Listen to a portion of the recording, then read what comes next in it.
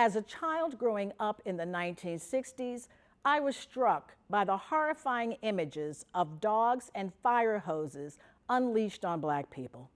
I often wondered, why do white people fear Black people? Shouldn't it be the other way around? Years later, a white boss of mine, someone who felt unusually comfortable discussing race with me, offered a stark and unsettling perspective. He said, "It's because we're afraid you'll treat us as badly as we've treated you." His words were a generalization, but they also revealed a deep truth about the dynamics of fear and guilt. While some may take offense at his candor, let's agree to lean into discomfort, because that's where true learning begins. Stay tuned for a conversation that challenges perceptions and fosters understanding. I wanted to create a safe space to have uncomfortable yet transformative conversations that move people, amplifying the voices of those who are underrepresented and who inspire positive change. I'm Toni Williams, and this is Brooklyn Savvy. I'm Toni Williams. Welcome to Brooklyn Savvy. So, ladies, we're going to be diving into a movie. It was White with Fear. And when I saw the title, I went to see the movie because that was pretty provocative, right? So before we launch into talking about this movie, I would like to ask each of you, do you think, and I'm going to start with you, Maria, do you think white people fear Black people, and why? Yes. I think there are a lot of different reasons, but I think it comes from a fear of losing what they think they have and their power and their position, and of difference. Difference. If something is unfamiliar, people tend to shy away from it, or there's a fear or an anxiety. So that would be kind of natural then, like a human nature thing that you're speaking of, or I'm talking about the anxiety piece that you mentioned there. I don't know, because I don't know if it's related to being in a position where you perceive that you're better than, or different than, or above somebody else. Or have power over, yeah. Okay, Phyllis. I don't know about fearing Black people, but fearing loss of privilege. Okay, Jennifer. I believe that many white people fear Black power in different forms. As much as they fear, they also feel, many white people, guilt. And guilt can be misunderstood as fear. And guilt can cause people to act and react in certain ways that may look like fear, but it's, it's a manifestation of a different emotion that is tied to a lot of oppressive natures and privilege and the like. Well, I think we got an interesting composite. Well, we have Diana Robinson here, and you are a journalist and a producer and a documentary filmmaker, and you're one of the producers of White with Fear. And when I looked at this, I was like, what the title, White with Fear. I said, wow, should I see a movie like that? I mean, it was just politically, but and I didn't know what it was. So talk to us about the title, why you called it White with Fear. Well, point blank, it's provocative. Yes, right. It was. And I think that was part of the point. I personally like a pun.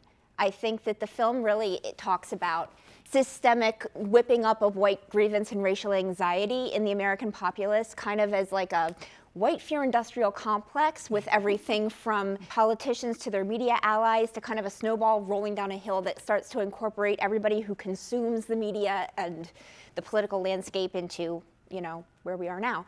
And somehow I was thinking about what are good naming tropes of things that are scary. Well, you use this phrase, white with fear, and then obviously, it could be white, with fear. It could be white, scared with fear. It just kind of seemed like it hit a lot of buttons, and it also definitely, intentionally, it opened a question. People are going to want to say, what is that? Did white people come and see it and walk away in the ways that you think they did? That's a very good question, and I don't know that I know the entire answer to it. I know that there were white people that came to see it. I know that some of them really felt like they got a lot out of it. I know some other people had some comments that they didn't necessarily love it. What didn't they love? I mean, I can't speak to every person, and I can't. Just generally. Generally, I think that it makes some people uncomfortable. The film, I believe, is journalistically unassailable. We did our research. We fact-checked everything. We have experts. We have, editorial advisors. That said, I think that the story that we told really does paint a picture of a segment of American politics that coincides with a major political party that comes off looking like it deals pretty excessively in a certain kind of racial grievance activation. And I think that kind of triggered some feelings in some people. I'll speak to it. I get that it was kind of Republican, okay? But is it really that different on the Democratic side? Except one's maybe more straightforward. Remember, Democrats were once Republican and Yep. Republicans were once Democrat. Yeah, right. It's so, yeah. Right. Yes, I think that right now, for the timeline in the story that we picked for the film, it seemed to be most visible externally in terms of outward rhetoric and general whipping up of campaign strategies overtly within the Republican Party. Does that mean that Democrats don't do it? No, that's absolutely true.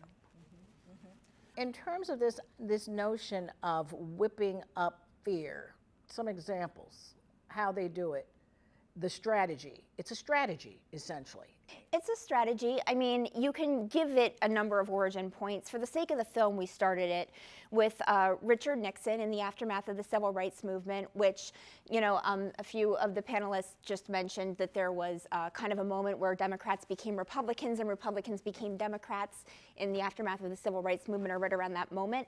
The film doesn't really get into that. It picks up afterwards. But what happened was there was kind of a realignment of a lot of things in American politics in the 1960s, and at some point, a number of people landed on what they came to call the Southern strategy, which was this notion that if you could divide people along lines that were kind of playing with this newfound, freedom that Black Americans were getting, and kind of exploit that and kind of dig at racial fault lines, you could inflame fears and you can kind of speak to the base of something in people that could get you a lot of votes. It was an intentional strategy. There's documentation of it. There's, primary source material that this was a thing. And it was tried and proven successful. Reconstruction. It's wash, rinse, and repeat. This notion of victimhood, can you just elaborate on that? Especially how it shows up in your film. I mean, there were so many white women buying guns because Black people were going to go into their neighborhoods and they needed to protect themselves. I'm like, what the? Anyway. Sounds like the rationale for lynching, if you ask me. Ooh, yeah. The film opens, and I don't want to give away the film, but I don't think this really gives away much. One of the first shots is you see these housewives in the 1960s, and they are at a firing range in the outskirts of Detroit, Michigan, and they are in their house dresses, and they are learning to use guns because they think that the Black people from Detroit are going to come into their neighborhoods and get them. I don't really know. They are viscerally afraid that they're going to have to use their guns. Now, the idea of victimization, I think that a few people have talked about this perceived loss of status. Obviously, that's a big piece of it. If you want to keep rolling this forward, at a certain point in the film does touch on this, it becomes a really heavy, clear media representation as well, right? Of what good guys and bad guys are looking like, and then a lot of rhetoric. Richard Nixon started this idea of the war on drugs, right, and the war on crime, and these ideas. It's really becomes a clever series of dog whistles. Dog whistle, it blows at a frequency.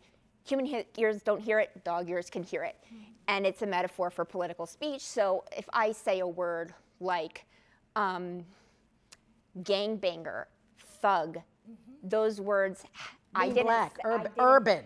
I didn't say black, but what does it mean? Right, Exactly. If you think about a literal dog whistle, it's a whistle used to train dogs. It blows at a very high frequency. Human ears can't hear it, but dogs can. So as a metaphor for political speech, it's directing our attention to speech that's also working on two levels. On one level, silent about race, but on the other, triggering strong racist reactions. So think about terms like welfare queen, illegal alien, thugs, gangbangers. These are terms that on their surface are silent about race. They don't mention race at all. And yet, if you pay attention to the mental images that come to mind with these terms, you can understand the racial power they have. The Barack Obama administration is actively seeking to expand the welfare state in this country. You know, you have Newt Gingrich on Fox calling him the food stamps president. Unconditional efforts by the best food stamp president in American history to maximize dependency. Newt Gingrich pinned it pretty well when he said that President Obama is the food stamp president. He was just seen as like this avatar of, you know, everything that's bad about liberals and things like this are just thrown onto him. One of the things you asked earlier about why some white people didn't like the film, and as I was watching it, I remember thinking like, if I was one of them, I would kind of be mad that this film came out because it shows how easily they were manipulated and how it was just so easy to control and to influence their actions and their thoughts. They talk about hanging a carrot out. They didn't even have to hang the whole carrot, right? They just said, we got a carrot kind of thing. And it just demonstrated how these folks were looking for somebody to just vocalize and let them follow. And they followed like the Pied Piper. The fact that you recognize that you were manipulated, do you think that it's going to make a difference now? Are they going to look at what's going on right now or what continues to go on and look at it any more critically than they did then? I think that's an excellent question. I wish I could, speak to like a broader consensus. I could say anecdotally that I think there are some people I've showed this film to who have had moments of recognition or reckoning or, oh, I didn't realize that, members of my family, for example. And I think that it's really going to come down to the viewer's own receptivity. Where are they? Are they open to hearing things or not? Yeah, so I think with the film, because they actually do a very good job at highlighting that whole Trump and what the rhetoric did and how it came back and did it again. Mm-hmm. The people that I'm talking about that I think would not like the film are the ones who are not going to lean in. I could imagine or envision some resentment and some anger, right? So it's, oh, you're making me look stupid. We're better than that. No, we're not that dumb. But at the same time, it is showing how gullible these folks were and how easily manipulated they were. And I don't think that's registering as I was easily manipulated. Are they really gullible, or are they just vested in their self-interest? So perhaps gullible was the wrong term. Right, there were some folks who were talking about how they loved what Trump just says what they're on. He said what's on our mind, and we love them. Those are the folks I think who, if they saw the film, they're not going to like it, right? Mm-hmm. They're the ones that are being highlighted, and they're the ones who I think will push back and say, no, we're not like that. That's not how it happened. We think more than that. And that's why I said I can see a group of people not liking it. I want to ask you about your courage, or did you see this as courageous, to be able to put out a film that openly critiques a large number of white people in this country and is probably going to offend many? It seems as though you're some bad mofo. But I want to know, how did you get there? What made you say, this is something I want to explore, journalistically speaking? A few years earlier, I had done a film, and it was on, it was right after 2016, it was on the rise of contemporary anti-Semitism. Mm-hmm. And when that film came out, it was a lot of going down a lot of rabbit holes of dark corners of the internet. And so then that film wrapped, the pandemic hit, we had the summer of 2020, and it was like, these are the same, some of them originally in the earliest forms of this, it's like these are the same characters. And so then in terms of making the film, I don't know that, as a journalist, I at a certain point, and I don't say this to sound flippant, it doesn't really matter whether people like it or not, it's just whether it's true. And my meter can't be, how are people going to react? Amen. The only thing I can do is say these are the facts, and my allegiance is to what's the truth, right? That's just doing good journalism. Right, exactly. In this particular kind of storytelling, there were certain characters that were just great. You know, I loved Hillary Clinton's message in the movie. And there was a particular woman, Katie McHugh. She was someone who was really entrenched in the very far alt-right and moved out of that. Can you talk a little bit about that particular character? Because I saw that as a transformative journey, and whatever got her there, can others get there too?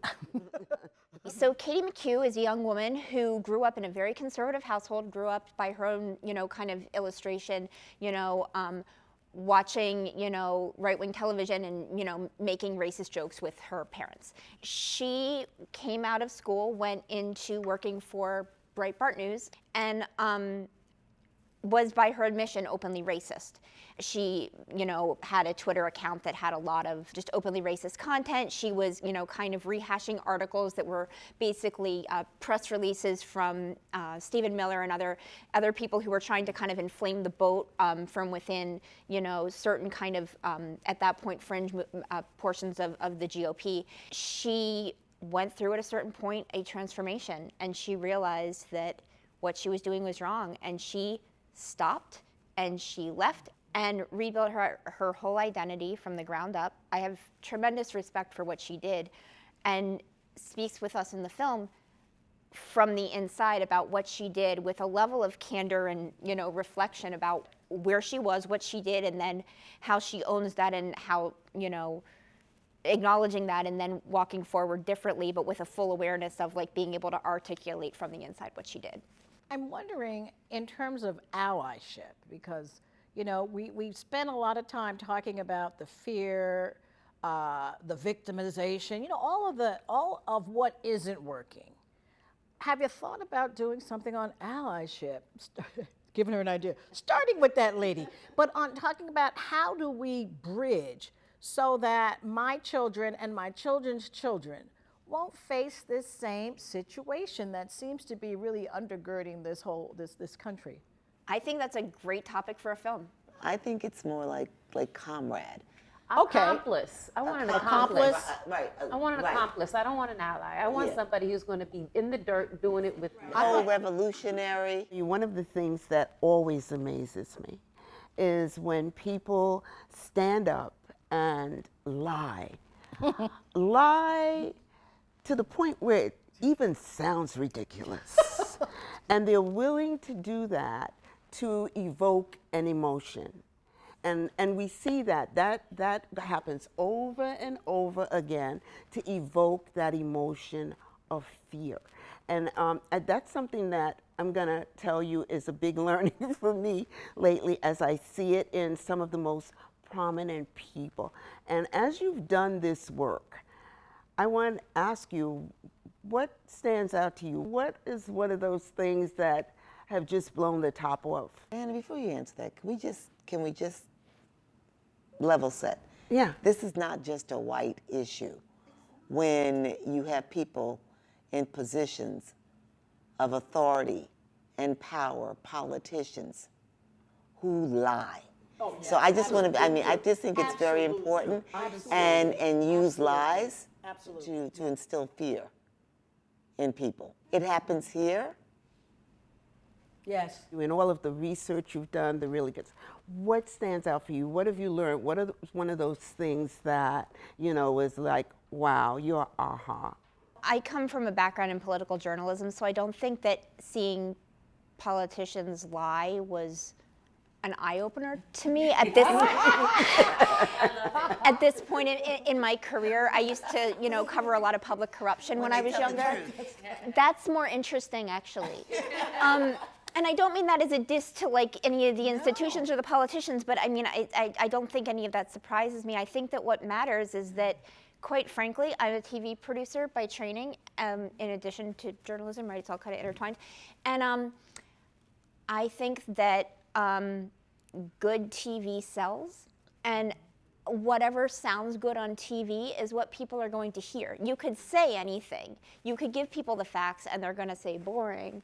And I think that, you know, people know that there are like a couple things that get people's reactions, fear and hope, right? And which road are you going to take? Doesn't really matter the facts, I think. So who was your target audience? That's a good question. I think our target audience was people who didn't get it but were open to listening. I think that, you know, I don't think that, you know, it's possible to change the hearts and minds of anybody who's not interested in having their hearts and minds changed. And I don't think that, you know, just preaching to the choir, you know, is, you know, makes for a great film. You know, I'm not an activist, I'm a journalist, so I can't be in the results business again about like who things go for. But I think when we were making the film, a lot of our orientation was how will people who are, you know, maybe well-meaning, earnest, probably like very likely white, you know, who are walking into this, see this story. Do you think it will help people understand and appreciate more critical race theory? That's a good question, and I don't know the answer to it. Again, like, it's a very good question. I don't have enough reactions from people yet to totally know. I really feel that Black audiences of color would take a lot from this film, because there's a number of people of color that don't understand the game. I've had many people say, oh, just pull your stuff up by your bootstraps. They don't understand that this is intentional. And that's why I thought it has a very broad audience, because to hear certain politicians basically confess their views was just really, really, that was very provocative to me. And it was fact-checked, you know, because they were saying it. Thank you for saying that, because I think that's one of the things that we were really trying to do with the film was, you know, you can always have a he said, she said argument about, well, wait, did they really say that? But we had a team of archivists who I cannot speak highly enough of, who went through like 40 years of archives from everything imaginable and pulled really like clear primary source, let's call them smoking gun clips, that just kind of showed people showing their cards. And then we interviewed people who were surprisingly candid with us and just said, yeah, we do this, or yeah, here's why, or this, you know, this matters to us and doesn't. So it's not really a film where you can, when you watch it, walk through and say, wait, they're kind of like making, you know, smoke and mirroring this. It's people just who are doing it coming out and saying point blank what they've done. You know, the idea that some folks don't get that this is systemic. Maybe we can help. I would love for more people to see it. When you set out to create the film, did you think to yourself, I have a vision? This is what I envision this film being able to do? Or did you just, as you know, you said like maybe a journalist, you're presenting facts? So was it more than that? Like in your wildest dreams, if you stood up to receive an award and they said, this film did X, and this is why you're getting this award, what would that X be? When we started this film, I think the original idea that, at least in my conception of it, was, you know, you think about the Wizard of Oz and Toto pulls the wizard's thing off, right? And that was kind of the idea, is like there's a lot of conversations about, you know, white privilege in American society, about race in American society, especially in the summer of 2020. It was like, well, can we get people to kind of speak with us, you know, candidly? And I'm not saying that was the whole film, but it really, it was like pulling the thread. You know, we did not go in with a preconceived notion of how it was going to come out. We did our research. There's a lot of, you know, decades of documentation on a lot of, you know, the strategies that are in place. And then we just started talking to people. And then I think one of the most surprising things was just how candid, you know, for all of the talk about, you know, politicians not being truthful, we had some political operatives and politicians who were that just said it, right? eye-droppingly honest or transparent about what they were doing that I would not have expected. And, you know, Maybe would not have expected. On camera. On camera. And pre-2016, a lot has changed. people now say what they feel, and Well, this was they even going feel what beyond they that, say. before that. No. My point is the conversations had where people were being so direct, telling you, yes, this is what I thought, this is what I believe, this is what I did. It's more, it seems like it's society is saying, that's okay. You want to be racist. You want to be misogynist, be a misogynist. And so They're also saying you need a little help, we'll help you. Lean into your dark side. It's very well done. If you are offended or if you are triggered, interrogate yourself, investigate it. Why does this trigger me? Ask yourself those kinds of questions, because I really feel this movie can go a long way in terms of dismantling harmful narratives, right? Because that's where all of this comes from, you know. But I just want to thank you so much, Diana, and thank you for being on this show and doing that work, because the work that you did, it's impactful. And isn't that what a journalist wants to hear? Absolutely. That your work is impactful. So that is all the time we have for this episode of Brooklyn Savvy. We'll see you next time.